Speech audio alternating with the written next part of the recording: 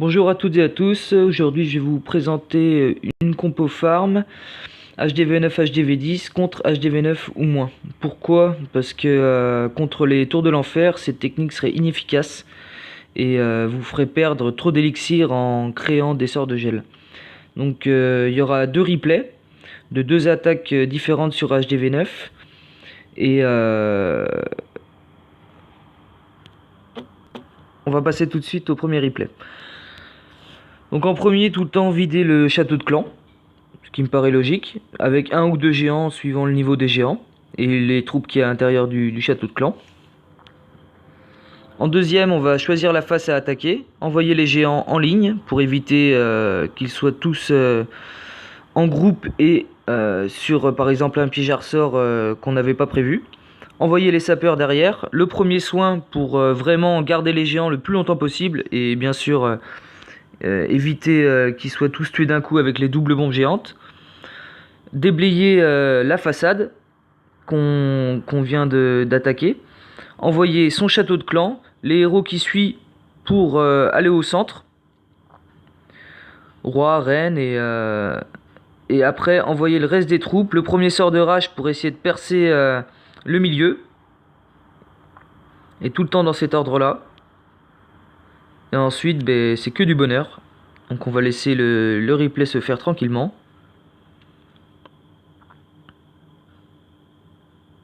On voit bien que les Archix n'arrivent pas à suivre.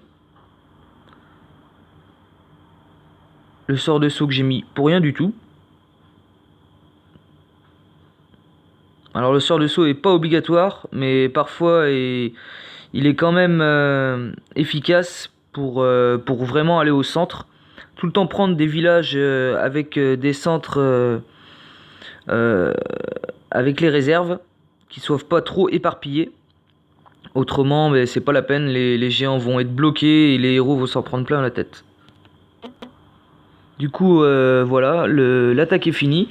J'ai pas voulu aller plus loin parce que ça sert à rien de piller pour ce qui reste et de trop tuer les héros parce que comme ça on va pouvoir les avoir très rapidement pour une prochaine attaque. On va passer tout de suite au deuxième replay. Donc là on tombe contre un HDV9 pas loin d'être maxé, avec tout le temps dans la même catégorie que village, un centre assez gros et avec des réserves à l'intérieur. Donc tout de suite on va lancer le replay. Je lance en premier des barbares contre l'HDV parce que le bonus est tout le temps intéressant, même en or 1. Ça fait 14 000 de chaque et c'est pas négligeable.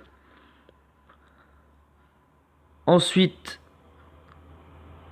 dans pas longtemps, les géants vont être lancés en bas.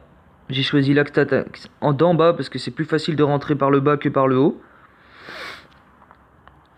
Voilà. Déblayer. Les archers derrière, les barbares devant. Ils ont plus de vie donc ils peuvent plus encaisser les dommages. Les archers finissent le boulot.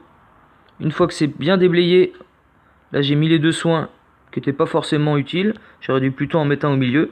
Le CDC a été déclenché avec le mollo. J'envoie le reste, les héros, le CDC, le rage au milieu pour mettre un coup de boost et rentrer dans le tas. Et à la fin, on va voir aussi, c'est que du bonheur. Le milieu est très vite fini par les archers derrière et le roi qui fait le tank. On va pouvoir avoir très rapidement les deux Archix et le noir. La reine qui fait le tour tranquillement. Elle va prendre la foreuse de noir. On va avancer un petit peu. J'ai pas tout de suite déclenché la reine parce que ça servait à rien. Et après, elle prend pas toute, mais une grosse partie de la réserve d'or.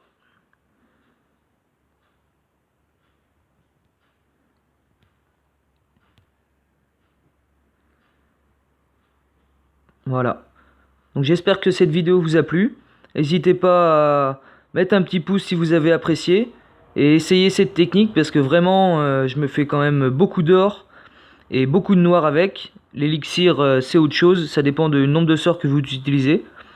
Et donc voilà. Merci bien et à bientôt.